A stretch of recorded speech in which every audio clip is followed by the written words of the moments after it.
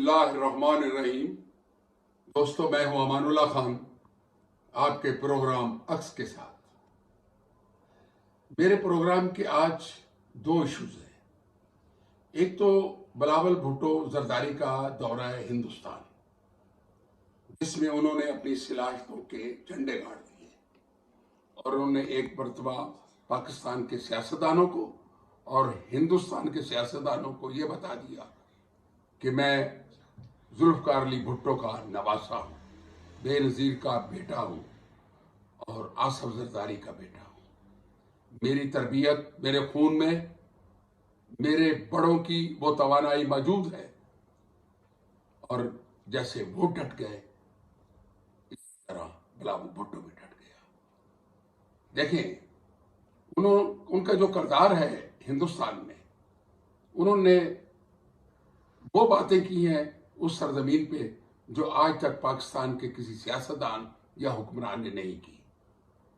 انہوں نے ان کو جو جواب دیے ہیں اس میں دہشت گردی کے حوالے سے جو مسائلیں پیدا کی ہیں اور جو نشاندہی کی ہے کہ پاکستان میں ہونے والی تمام دہشت گردی ہندوستان سے ہوتی ہے، بارڈر پار سے ہوتی ہے، اور آپ کیسے ہمیں کہتے ہیں کہ دہشت گرد ہم ہیں، دہشت گرد تم ہو، جن کے دو انتہائی اہم افسروں کو ہم نے پکڑا اور ایک کو تو ہم نے واپس کر دیا، دوسرا ابھی ہمارے پاس ہے۔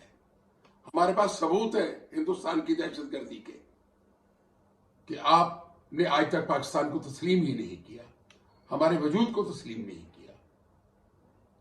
بلاول نے اپنی تقریر کے اندر دنیا بھر کو یہ کہا کہ ہم تو دہشت گردی کرنے والی قوتوں کے خلاف جنگ لڑ رہے ہیں، جس میں عرصہ حیات ہمیں ہو چکا ہے، ہم اتنی شہادتیں دے چکے ہیں اس جنگ کے اندر کہ آج تک کسی ملک نے نہیں دی ہوں گی، اور پھر پاکستان کو بدنام کیا جاتا ہے۔ کیوں؟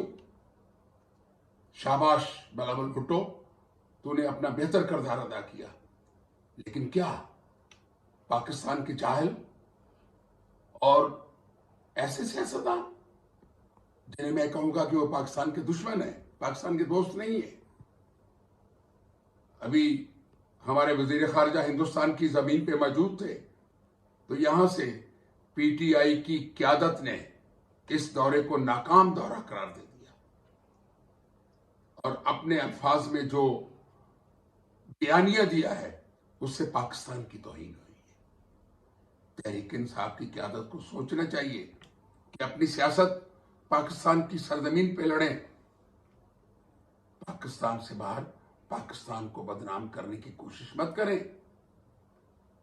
یہ ان کے لیے اچھا نہیں ہوگا اور آنے والے وقت کے لیے بھی اچھا ہوگا۔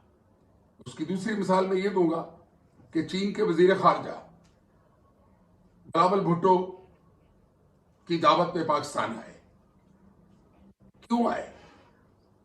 کیونکہ تحریک انصاف کی حکومت نے چین کے تمام تر منصوبوں اور ہماری اصلاحات کے حوالے سے جو کام ہو رہا تھا اس میں اس کام کو 4 سال تک روکے رکھا۔ یعنی اپنے دور اقتدار میں سی پیک سے لے کے تمام منصوبے بند کر دیے۔ کس کے کہنے پہ کیے؟ وہ پاکستان دشمنوں کے کہنے پہ کیے۔ اگر یہ کہیں کہ جو پاکستان کو نقصان تحریک انصاف کی حکومت نے اپنے 4 سالہ دور میں دیا ہے، وہ 75 سال میں کسی نے پاکستان دشمنی میں یہ کام نہیں کیا۔ یہ بیرونی طاقتوں کے کہنے پہ عمران خان صاحب نے پاکستان کو نقصان پہنچایا، جس کے ثبوت موجود ہیں۔ اور آج پاکستان جس معاشی دلدل میں پھنسا ہوا ہے، اس کا جو بھی نقصان کیے گئے ہیں وہ عمران خان کے 4 سالہ دور میں ہوئے ہیں۔ پاکستان کو 70 سال پیچھے دھکیل دیا گیا۔ لیکن دیکھیں، آج چین کے وزیر خارجہ پاکستان میں ان معاملات کو سلجھانے کے لیے آئے ہوئے ہیں کہ جو معاملات عمران خان کی حکومت میں بگڑ گئے تھے، جس کے لیے ہمارے نوجوان وزیر خارجہ بلاول بھٹو نے انہیں دعوت دی۔ یہ معاملات ابھی چل رہے ہیں اور ہمیں امید ہے کہ چین اور پاکستان کے درمیان دوبارہ تمام معاملات ٹھیک ہو جائیں گے اور ہمارے ترقیاتی منصوبوں پہ چین کام کرے گا. سی پیک بھی کھل جائے گا جس سے دنیا بھر کی طاقتوں کو تکلیف ہے. دیکھیں عمران خان کو چاہیے کہ اپنا پاکستانی ہونے کا ثبوت دیں. بہت برا ہو رہا ہے جو کچھ ہو رہا ہے.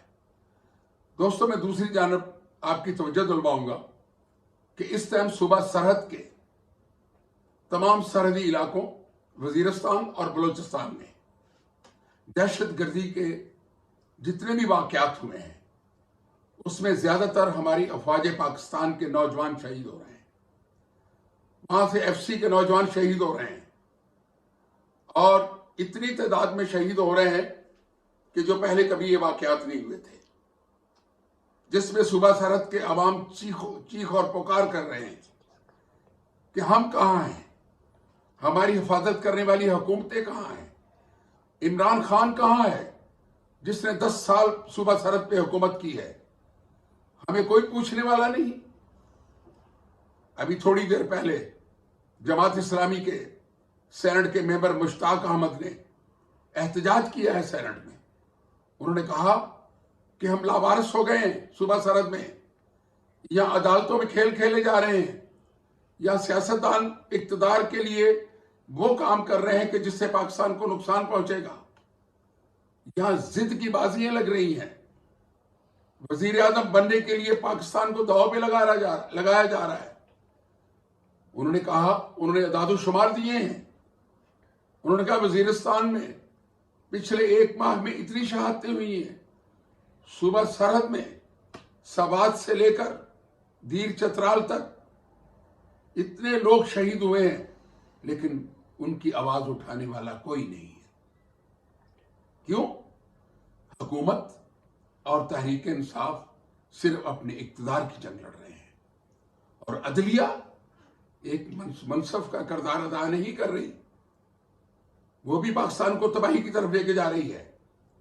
انہوں نے کوئی ایسی آواز نہیں اٹھائی, کوئی سو موٹو ایکشن نہیں لیا کہ ہماری فوج کے جوان شہید ہو رہے ہیں سرحدوں پہ, آؤ پہلے مل کر اس مسئلے کو حل کریں. لیکن نہیں, کوئی آواز ایسی نہیں آئی. لیکن اقتدار کی خواہش نے ہمارے سیاستدانوں کا بیڑا غرق کر دیا ہے.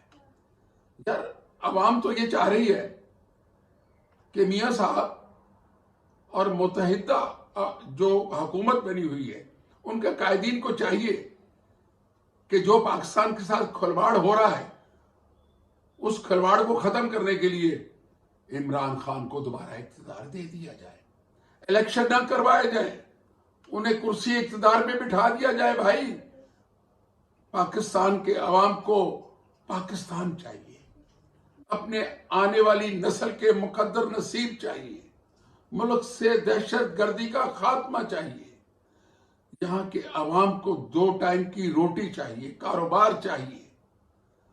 اگر یہی حالات رہے اور خان صاحب احتجاجی مظاہرے ریلیاں کرنے کے ماہر ہیں, کیا ان چیزوں سے قوم کا مقدر نصیب ٹھیک ہو سکے گا؟ نہیں نہیں نہیں.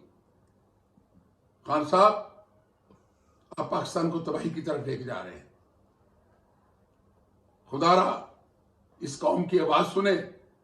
سرحدوں پہ شہید ہونے والے وہ ہمارے پیارے نوجوان سپاہیوں فوجیوں کی طرف دیکھیں کہ آپ کو ان کا خون نظر نہیں آ رہا. آپ صرف احتجاجی ریلیوں اور مظاہروں پہ رہیں گے, کب تک رہیں گے؟ خدا را پاکستان کو بچا لو, پاکستان کو بچا لو. اسی کے ساتھ میں آپ سے اجازت چاہوں گا. خدا حافظ.